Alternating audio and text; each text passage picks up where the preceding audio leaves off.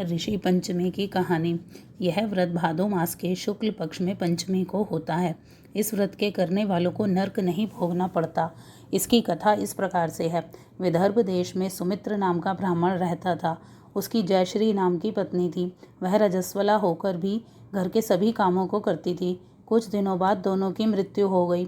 उसकी पत्नी जयश्री ऋतुकाल की संगति के दोष से कुतिया की योनि में जन्मी और सुपित्र ब्राह्मण भी उसकी संगति के दोष से बैल हुआ। इन दोनों ने अपने पुत्र सुपुत्र के यहाँ अपने पिता के श्राद्ध पर सब भोजन बनवाए। उसी समय खीर के बर्तन में छिपकली गिर गई।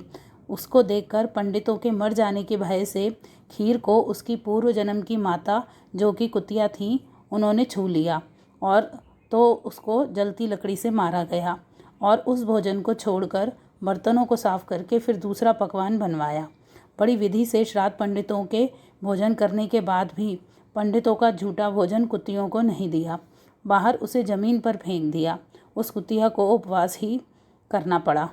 फिर रात होने पर उसे बहुत जोर की भूख लगी। तब वह अपने पूर्व पति बैल के पास जाकर बोली, हे नाथ, आज मैं बहुत भूखी हूँ क्योंकि आज मुझे कुछ भी भोजन नहीं मिला है। आज खीर में छिपकली गिर गई थी। इस खीर के खाने से सब पंडित मर जाते। ऐसा सोचकर मैंने उस खीर को छू लिया। इस प्रकार मुझे पुत्रवधू ने मारा। मेरा शरीर बहुत दुख रहा है, सो मैं क्या करूं? यह सुनकर बैल बोला, मेरे पुत्र ने भी मुझे आज खाना नहीं दिया है। इसने यह श्राद्ध वृथा ही किया। उन दोनों की बातें उसके पुत्र सुपित्र ने सुन ली। ये दोनों मेरे माता पिता हैं। उस रात्रि को ही दोनों माता पिता को भोजन दिया। माता पिता की यह दशा देखकर पुत्र ने पंडितों से पूछा कि मेरे माता पिता को किस कारण से यह योनि प्राप्त हुई। तब पंडित बोला, तेरी माता पहले जन्म में रजस्वला होते हुए भी सब काम करती थी। इसी कारण तेरी माता को कुतिया और पिता को बैल की योनि मिली है। तब पुत्र बोला, इसकी मुक्ति के लिए अब तुम उपाय बताओ। पंडित बोला, तुम अपनी स्त्री सहित ऋषि पंचमी का व्रत करो, कहानी सुनो, तत्पश्चात उद्यापन करो और उसी दिन के भोजन में शाकाहारी भोजन करो। व्रत में हल से जुता भोजन मत करो।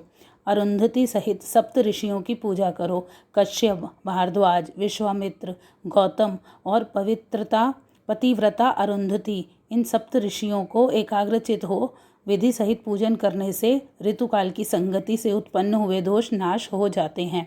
सुपित ने अपने घर आकर अपनी स्त्री के साथ इसी ऋषि पंचमी के व्रत को ऋषियों के कहे अनुसार किया। उस व्रत के फल को उसने अपनी माता को दिया।